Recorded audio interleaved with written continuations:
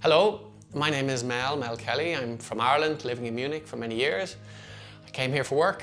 I work as an IT guy, IT consultant, and I started doing comedy in Munich about 2014. At that time, there wasn't really much of a scene here in Munich, so we ended up actually starting a club at that time. It wasn't really our intent. We just wanted to do one night and have fun, but then everybody after the first night said, so when are you going again? So in that year, 2014, we ended up running a few more nights, and that was the beginning of the club, Comedy Club Munich.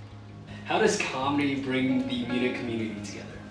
So we have different types of shows, for example, Comedy Club Munich, which is English and German. That brings together the international crowd who speak English and the local crowd who speak German who also want to be entertained in English. We also have then a fake news, which is German, and we do that German satire, so that's a very German crowd that we have there. We'll have Comedy Factory Munich, which is English only, and that'll be more like the expats, and then we have a How to Become German show, and then it's me making fun of living here in Germany as a foreigner, all my trials and tribulations with that. That's kind of the different types of crowds, but then I would say as well in terms of the comics, you have different profiles of comics, like from 18, 19, 20 years of age all the way up to 70, 75 years of age. Different ages, different countries, different backgrounds, different jobs, all with the same purpose, same goal in mind, trying to get on stage, get a few laughs, entertain people. How did COVID-19 affect the Munich comedy scene? Whoa, how did COVID-19 affect the community comedy scene? It killed it. Killed it dead in its tracks. The last show was around the week of the 11th or 13th of March, and then every single show that was going on in the city was bang, shut down. So that was quite disappointing. I had quite a few shows, I had 3 or 4 shows, different shows, and maybe 10 or 12 different events that were cancelled straight away because of that. But in terms of the general scene, basically it was a full stop. Everything came to a halt, and yeah, it wasn't good. Nobody was happy about it, but obviously it was more important that everybody stays healthy, everybody stays alive, so that was the primary focus. And so for about 3 or 4 weeks there wasn't really much happening on the comedy scene, but then people started thinking, we don't know how long this phase is going to last for. Is this going to be 1 month, 6 months, 12 months? We don't know how long this is going to last. So people started coming up with different ideas.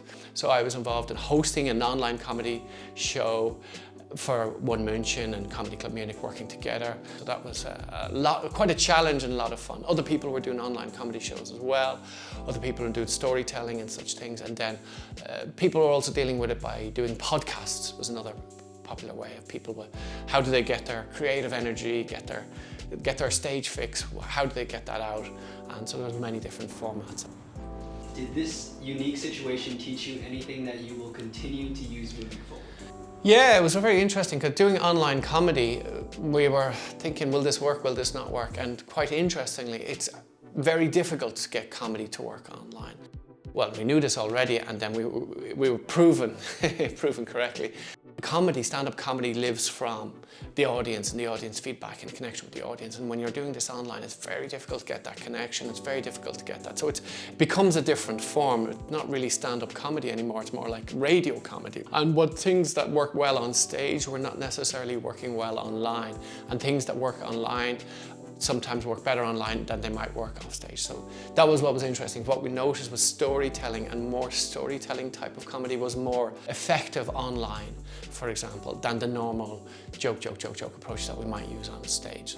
Probably the big thing we learned though is when things happen, things will change. Life changes, it always changes. How do we deal with them? Do we get depressed, sit at home, get bored, depressed, and give up and say, well, life's hard and there's no point? Or do we find ways to deal with the problems that were presented? So with the COVID-19, this was a problem we were presented with that we had never been presented with before, and it was like, how do we deal with it? So we tried these different approaches, different types of online shows, different formats.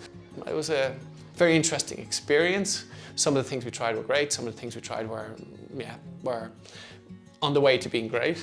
The main thing I would say we learned is, if there's a problem, try and find different ways to deal with it, and hopefully you'll find a creative solution to the problem that has been presented.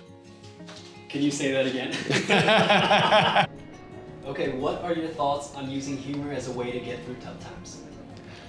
I personally am a big believer in using humour to come through tough times. Maybe it's been Irish coming from Ireland. Historically, we've had a hard time, and it's something we've used there a lot to cope with everyday life. Historically now, and things are better now in the last few years. But using humour, sarcasm, irony, whatever you want to call it, for me anyway, it's a tool that I use from the toolkit to help get through this trauma. It's maybe not everybody's way of getting through a trauma, getting through a crisis, but certainly for me, I must say, figuring out how to find the humour in a tragic situation, it certainly helps in trying to cope with that tragic situation.